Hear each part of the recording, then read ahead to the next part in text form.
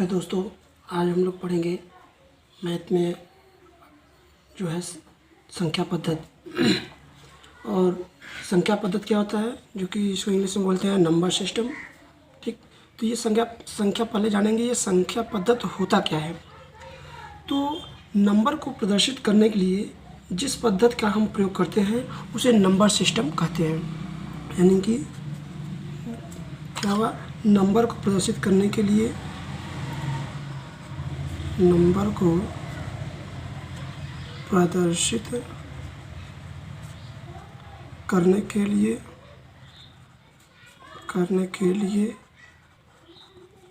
जिस पद्धति का प्रयोग करते हैं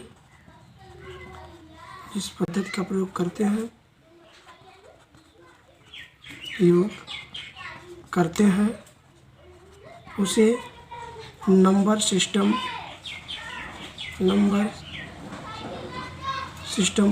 अथवा संख्या पद्धति कहते हैं। ठीक है, तो इसमें कई पद्धति होते हैं, जैसे कि दशमलव पद्धति, उसमें आ जाता है दशमलव पद्धति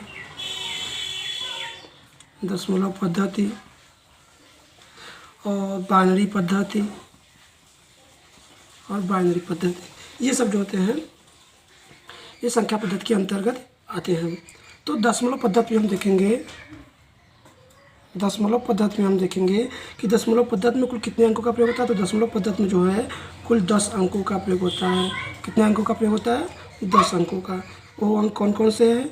0, 1, 2 से लेकर 9 तक, ये कुल 10 अंकों का प्रयोग है।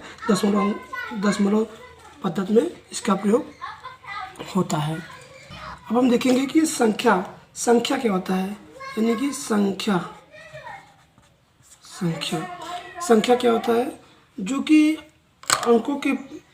जिन अंकों का प्रयोग करके हम किसी संख्या का निर्माण करते हैं वही संख्या होता है। जैसे कि अगर कोई अंक ले लेते हैं 2, 3, 4, 5, ये अंक मिलके जो है एक संख्या का निर्माण करते हैं, जिसे कहते हैं 2345।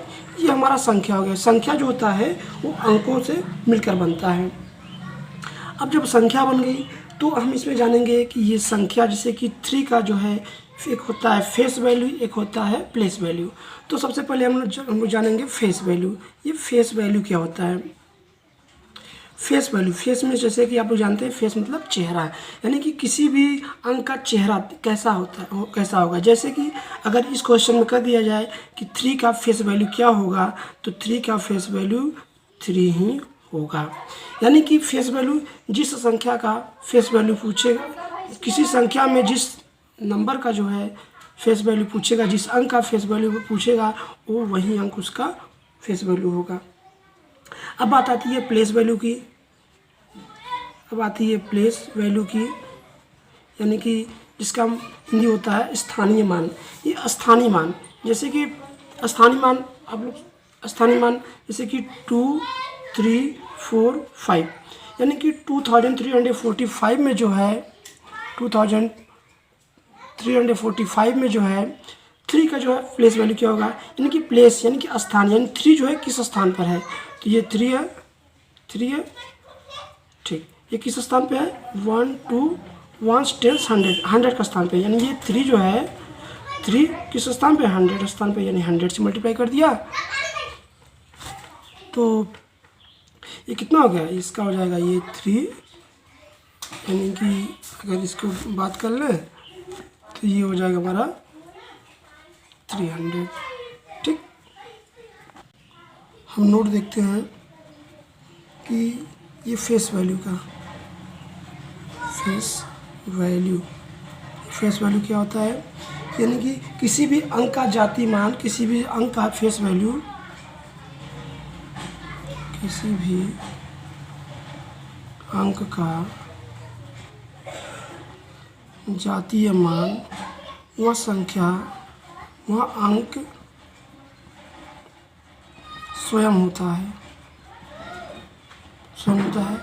जैसा कि आप लोगों ने अभी देखा है कि 2, 3, 4, 5 में 3 का जातीय मान 3 होगा। उसके बाद आता है हमारा अगला स्थानीय मान। स्थानीय मान यानी कि इसको बोलते हैं प्लेस वैल्यू। प्लेस वैल्यू यानी कि किसी भी संख्या का जो है वह स्थान, जिस स्थान पे वो होता है वही उसका जो है स्थानीय मान होता है। जैसे 2, 3, 4, 5 में 3 का स्थानीय मान 3, ये 1 10 100 यानी कि 100 से मल्टीप्लाई कर दिया तो इसका आ जाएगा 300। ये हमारा जो है स्थानीय मान आ गया। अब हम करेंगे classification of number. Classification of number.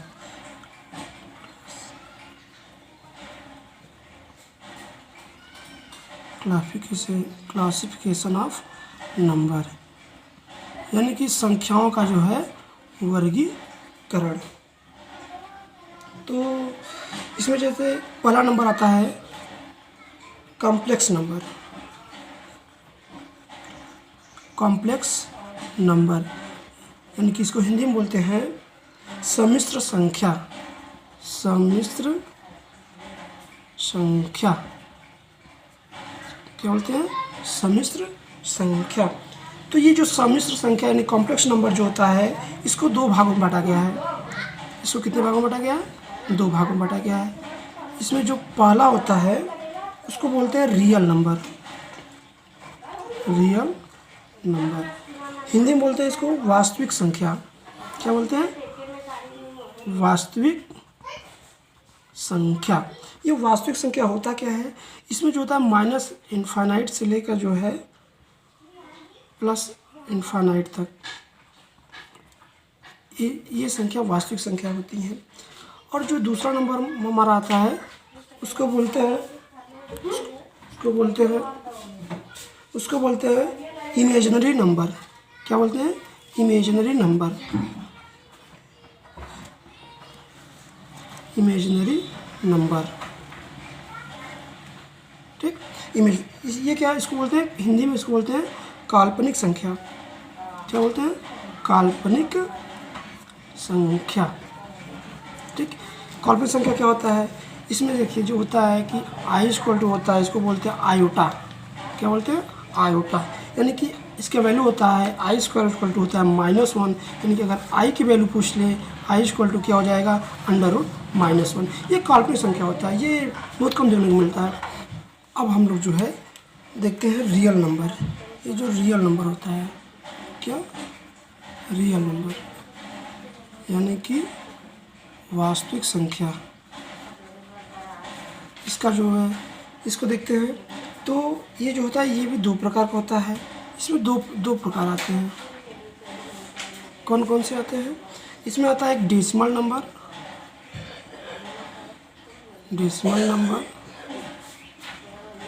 और दूसरा जो आता है वो आता है इंटीजर नंबर।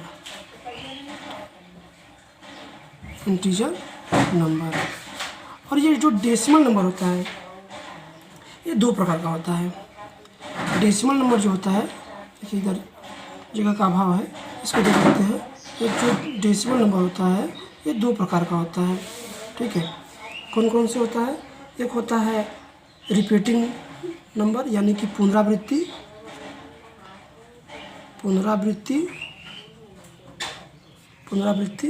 और दूसरा होता है इसको बोलते हैं टर्मिनेटिंग। इंग्लिश बोलते हैं क्या बोलते हैं? टर्मिनेटिंग। और दूसरा होता है जो है नॉन टर्मिनेटिंग। क्या होता है? Non terminating. नॉन टर्मिनेटिंग ठीक। तो टर्मिनेटिंग में जैसे इसका एग्जांपल देख लेते हैं। इसका एग्जांपल होता है जैसे कि 0.5, 0.33 यानी कि ये संख्या बार बार यही आएगा ठीक। ये तो टर्मिनेटिंग। और नॉन टर्मिनेटिंग यानी कि इसमें जो होता है जितने भी अपरिमेय संख्या होती है वो सब नॉन टर्मिनेटिंग आती हैं। यानी कि जितने भी, अगर इसका एग्जांपल देखा जाए तो जितने भी जो है अपरिमेय संख्या होती हैं, अपरिमेय संख्या सब जो है नॉन टर्मिनेटिंग के अंतर्गत आते हैं ठीक। हम देखेंगे परिमेय संख्या। परिमेय संख्या क्या होता है कि ऐसी संख्या जिसे p/q के रूप में लिखा जा सके वह परिमेय संख्या कहलाता है। जैसे 2/3, 4/5, 3/8, ये परिमेय संख्या हो गई। ठीक है, अब हम देखेंगे अपरिमेय संख्या। क्या? अपरिमेय संख्या। अब अपरिमेय संख्या क्या होता है कि ऐसी संख्या, इसको बोलते हैं हिंदी में, इंग्लिश में इरेशनल नंबर। इरेशनल नंबर यानी कि ऐसी संख्या, परिमेय संख्या को उल्टा, यानी ऐसी संख्या जिसे हम p/q के रूप में नहीं लिख सकते, उसे अपरिमेय संख्या कहते हैं। ऐसी संख्या जिसे p/q के रूप में नहीं लिखा जा सकता, वो हमारा क्या होता है? अपरिमेय संख्या होता है। ठीक है, तो इसमें क्या आता है, इसमें जो है जितने भी अंडर रूट में आएंगे सब जो है अपरिमेय संख्या होती है। जैसे √2 हो गया, √3 हो गया, और 0.2, 3, 4, 5, 6, 7, 1, 2, 3, ये इस तरह से जो है ये सभी अपरिमेय संख्या है। हाँ, और इसमें एक बात याद करने वाली बात है कि जैसे पाई अपरिमेय संख्या होता है, अपरिमेय संख्या होता है। पाई क्या होता है? एक अपरिमेय, जबकि पाई का मान क्या होता है? 22/7। 22/7, ये 22/7, इसको p/q के रूप में लिखा जा चुका है, इसलिए ये परिमेय संख्या है, ना कि अपरिमेय संख्या। परिमेय संख्या है। ठीक, इसको याद करिएगा। इसमें कुछ इम्पोर्टेंट है, इसको नोट कर लेते हैं। जैसे कि अगर किसी भी दो संख्याओं के बीच परिमेय संख्या पूछे कि इतने और इतने के बीच में कितने परिमेय संख्या होगी, उसका एक फार्मूला है, हम लोग नोट करें। जैसे a और b के बीच परिमेय संख्या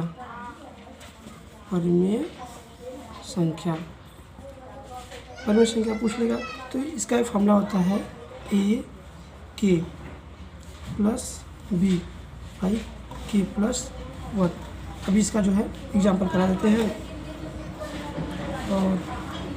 और दूसरा है जो है कि a और b के बीच कितने अपरिमेय संख्या होती हैं, तो a और b के बीच अपरिमेय संख्या। इसका फार्मूला क्या होता है? इसका फार्मूला होता है √ab। जैसे इसका एग्जांपल लेते हैं कि 2 और 3 के बीच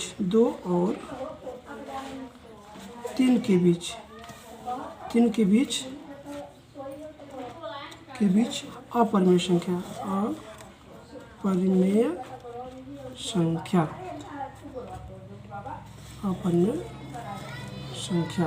तो 2 और 3 का फॉर्मूला क्या होता है इसका?